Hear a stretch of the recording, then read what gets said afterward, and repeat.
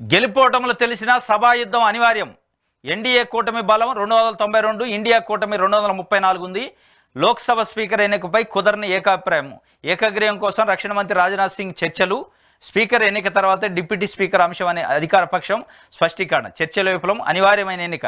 NDA నుంచి బరిలో మళ్ళీ ఓం బిర్లా, ఇండియా కూటమి నుంచి కె సురేష్. నేడు 11 గంటలకు ఓటింగ్.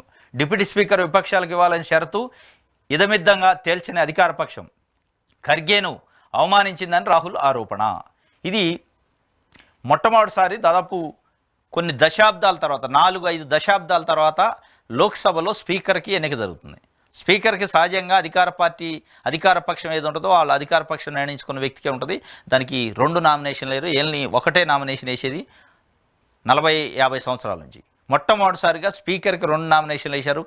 ఇండియా కూటమి తరఫున సురేష్ అండ్ ఎన్డీఏ కూటమి తరఫున మాజీ స్పీకర్ ఓం బిర్లా నామినేషన్ వేశారు. ఎలక్షన్ అనివార్యమైంది. దీంట్లో 292 ఎన్డీఏ కూటమి కొన్నాయి, 234 ఇండియా కూటమి కొన్నాయి. గెలుపోవటంలో స్పష్టంగా కనపడుతున్నాయి. అయినప్పటికీ ఇండియా కూటమి ఎందుకు రంగంలోకి వచ్చిందంటే అసలు వాళ్ళ ఉనికి ఏందనేది తెలుసుకోవాలి. అంటే ప్రతిపక్ష పార్టీలకి డిప్యూటీ స్పీకర్ ఇవ్వని డిమాండ్ పెట్టారు, కానీ అటు నుంచి సరైన స్పందన రాలేదు కాబట్టి ఓడిపోతామని తెలిసిన కంటెస్ట్లో ఉన్నారు. దీనిపైన అన్ని రాజకీయ పార్టీలు విప్పు జారీ చేసినాయి. ఈరోజు 11 గంటలకు పార్లమెంట్లో ఓటింగ్ ఉంది. ఓటింగ్లో ఎట్లాగో దాదాపు ఎక్కువ శాతం ఎన్డీఏ కూటమే గెలిచే అవకాశం ఉంది, దాంట్లో డౌట్ లేదు. కానీ ఇండియా కూటమికి తెలుసు గెలవం అని కూడా తెలిసి పోటీ పెట్టారు.